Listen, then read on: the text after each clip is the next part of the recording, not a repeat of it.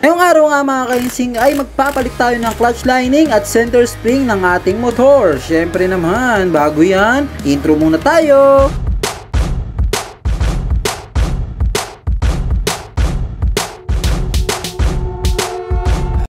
At ito na nga mga kainsing, no, bago ko nga pala simulan yung akin ay pinauna ko na muna yung kay kuya dahil nga magpapalit lang naman siya ng belt mga kainsing. So ayun na nga. So pagkapalit niya ng kanyang belt is sinubukan niya na tong paanda rin at sinubukan niya na tong testingin mag-drive. So ayan na. So ito na, magsisimula na nga tayo. So ito ang ipapalit natin, NCY na clutch lining at JBT na center spring mga kainsing. At sisimulan na nga natin to. Let's go, samahan nyo ako magpalit mga kainsing, no.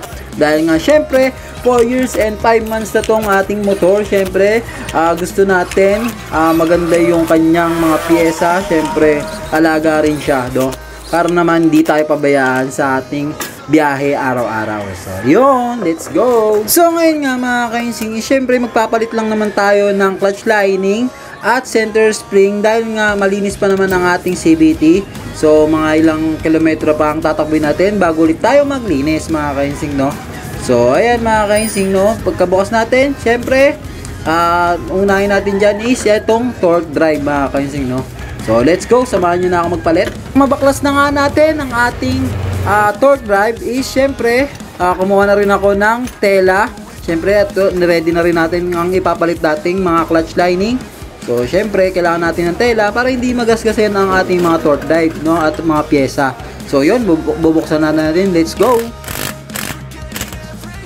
So sa pagbubukas ng torque drive kailangan natin ng paa, syempre magic paa.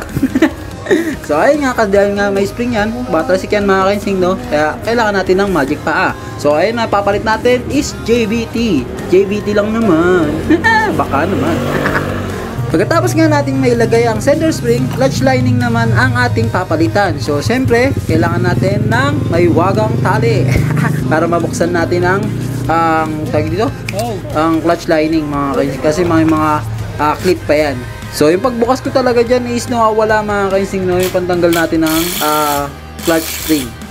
Hindi rin katagalan mga kainsing ay natanggal na natin ang clutch lining at ipapalit na natin yung bago nating nabiling clutch lining na NCY lang naman, baka naman.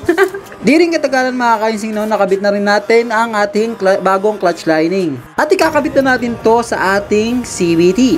Pagkatapos nga natin may ilagay ang ating torque drive is babaklasin naman natin ang ating pulley set.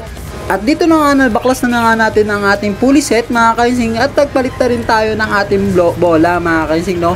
Nagbaba tayo ng -2 sa ating bola at magaan para maging maganda yung hatak ng ating motor mga kainsing, no. So let's go mga kainsing, kabit na natin to. At di nga katagalan, tapos na nating may kabit lahat. So kinokobera na natin siya at tinuturnilyan.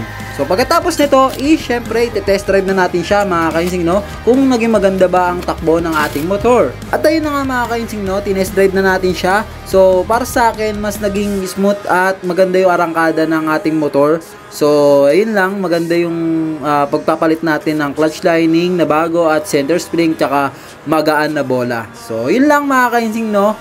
Hanggang dito na lang ang ating video mga kainsing, no. Kung kaya ko, kaya nyo rin mga kainsing, no. Walang imposible sa tao may pangarap. Yun, salamat. Pakipollow na rin ako. Bye-bye!